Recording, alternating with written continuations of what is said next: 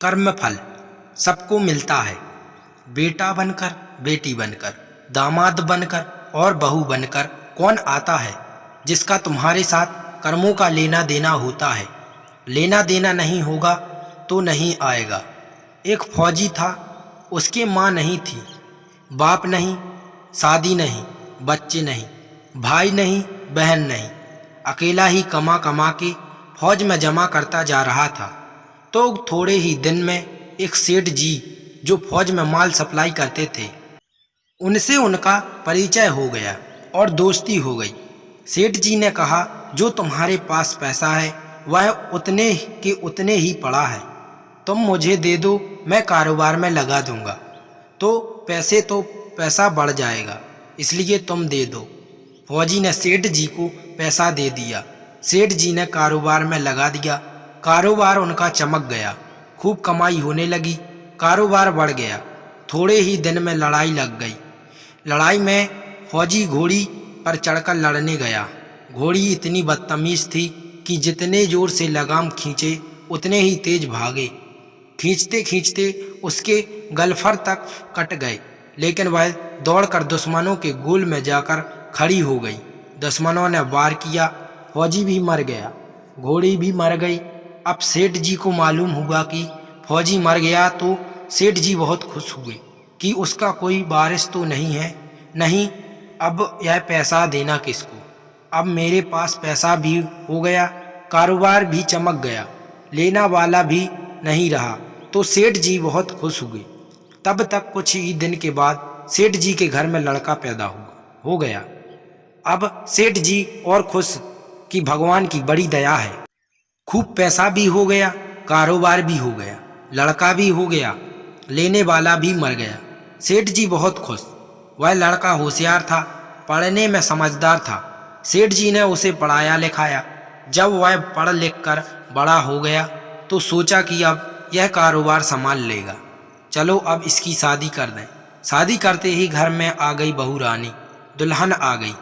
उसने सोचा कि चलो बच्चे की शादी हो गई, अब कारोबार संभाल लेगा। लेकिन कुछ ही दिन के बाद बच्चे की तबीयत खराब हो गई। अब सेठ जी डॉक्टर के पास, हकीम के पास, वैद्य के पास दौड़ रहे थे। वैद्य जी जो दे रहे हैं, दवा खिला रहे हैं, और दवा असर नहीं कर रही। बीमारी बढ़ती ही जा रही, पैसा बर्बाद हो रहा है और बीमारी बढ़ती ही जा रही है। रोग कट नहीं रहा, पैसा खूब लग रहा है। अब अंत में डॉक्टर ने कह दिया कि लाइलाज मर्ज हो गया, इसको अब असाध्य रोग हो गया, यह बच्चा 2 दिन में मर जाएगा।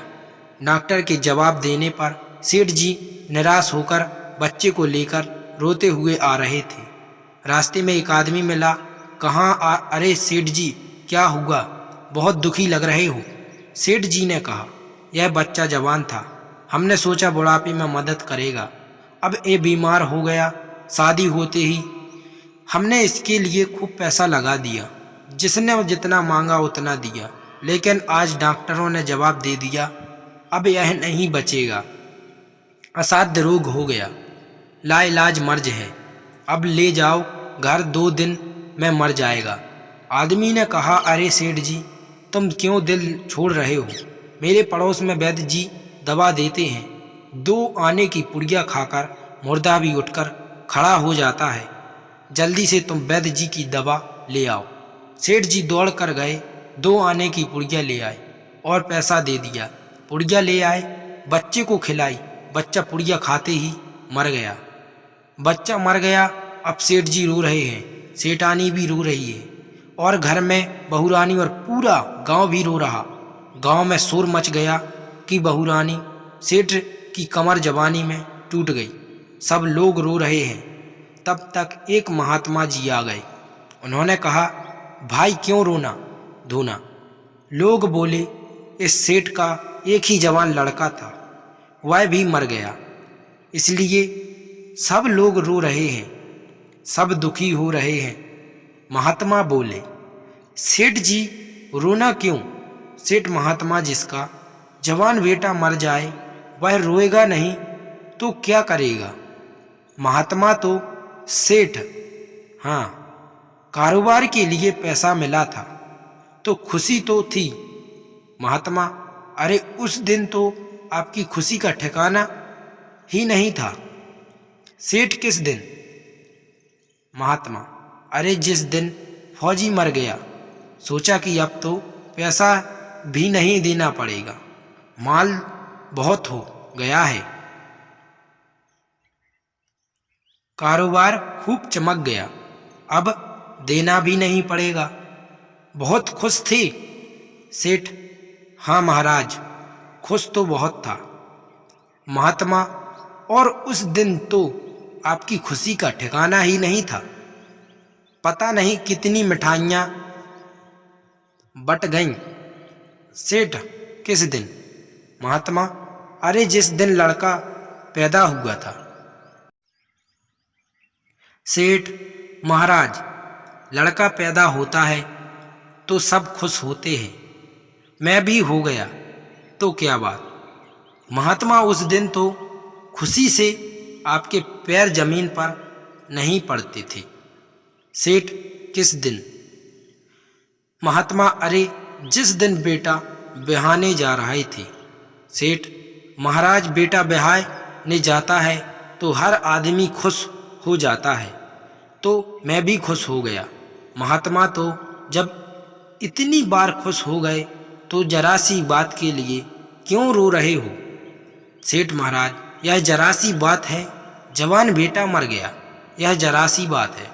महात्मा, अरे सेठ जी, वही फौजी पैसा लेने के लिए बेटा बनकर आ गया, पढ़ने में, लिखने में, खाने में, पहनने में और शौक में, श्रृंगार में जितना लगाना था लगाया, शादी विवाह में सब लग गया और ब्याज दर ब्याज डॉक्टर लगाकर डॉक्टरों को दिलवा दिया। अब जब 2 आने पैसे बच गए, वह भी वैद्य जी को दिलवा दिए और पुड़िया खाकर चल दिया। अब कर्मों का लेना देना पूरा होगा। सेठ जी ने कहा, हमारे साथ तो कर्मों का लेन देन है था, चलो हमारे साथ जो हुआ सो हुआ।